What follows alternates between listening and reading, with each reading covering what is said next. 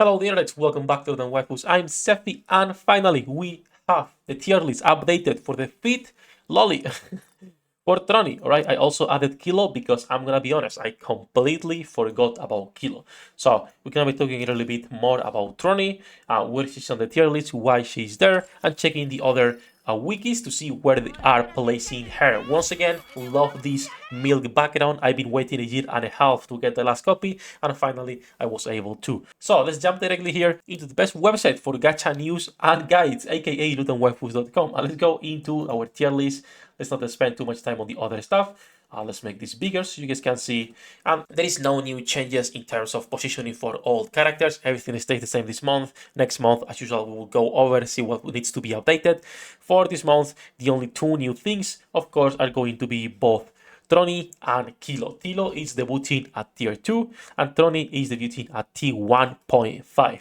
Now, what are those tiers? What do they mean? Why are they here? Let me actually open Trony so we can go over her pros and cons. So if we go into what our ratings, you'll see that Trony at 1.5 means decent units that are usually more niche and used only on specific situations, team compositions, or elements, making them lose some value outside of that use, which matches pretty well with Trony if you ask me.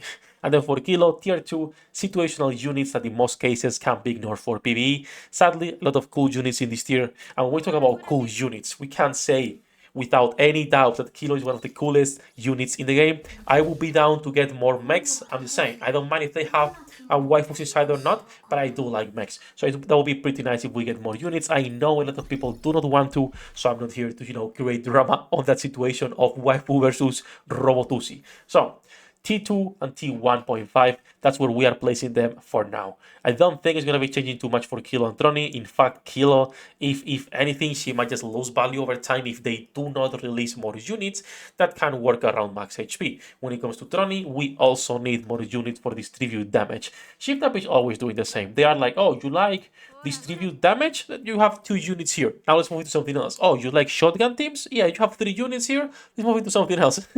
Now, this is not too bad.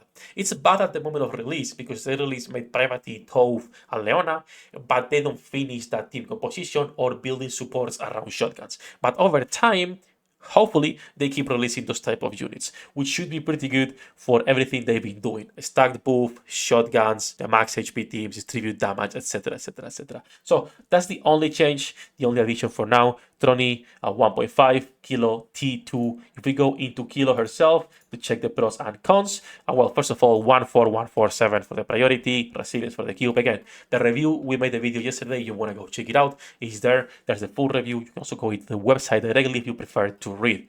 Pros and cons for the lolly. Now, important before we check this first pro, okay, we need to go into Nikki G because I have a problem with them. I have an issue with them, right? If we come here and we try to find Trony, she is on tier B. Okay, I can agree with that. I don't mind where she is, right?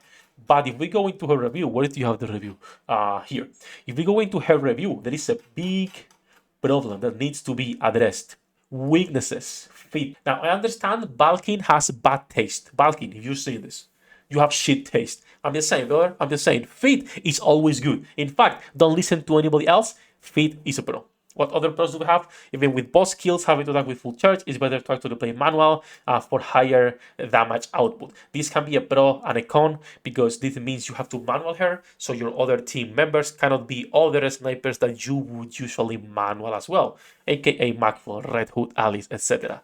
So a lot of things that are like a pro and a con. She's also obviously a really good DPS unit for bosses and single target damage, thanks to her brand. And then once again, of course, more feed. So what are her cons after all that feed? Distribute damage teams are half-cooked idea by Shift Up. We talked about this already in this and the previous video. We don't have enough units right now to work for it yet. She requires high investment on her burst to start doing decent damage. This is true as well. My Trony, for example, if I come here, I will be resetting her next time we get the resets. She is 777. I will be resetting this to 447. You can go 4, 4, 10 long term if you wish to do more damage, but 447 is more than enough to get her as a sub DPS when we need another 5 DPS for raids, right? Nothing else. Outside of bosses, it's really hard to justify using her since she loses a big chunk of her damage coming from the brand.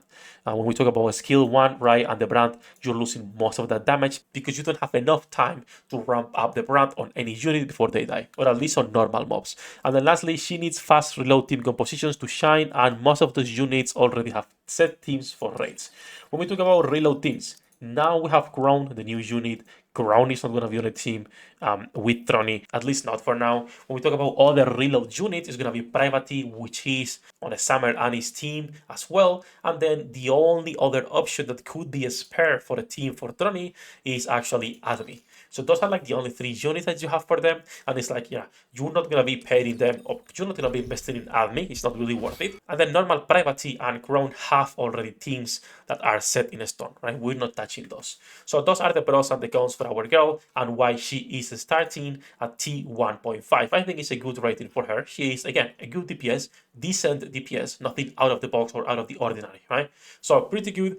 For NikkeiGG, I'm pretty sure they put it on tier B. We just checked that, right? Yes, so tier B for Trony. And then when it comes to Brightwen, if we go into the tier list, I'm not sure if they have added her yet. Trony is not here yet. I will ask Snake where they plan on putting her, and then leave maybe a note somewhere here in the video if they answer me. If not, still shout out to Brightwen.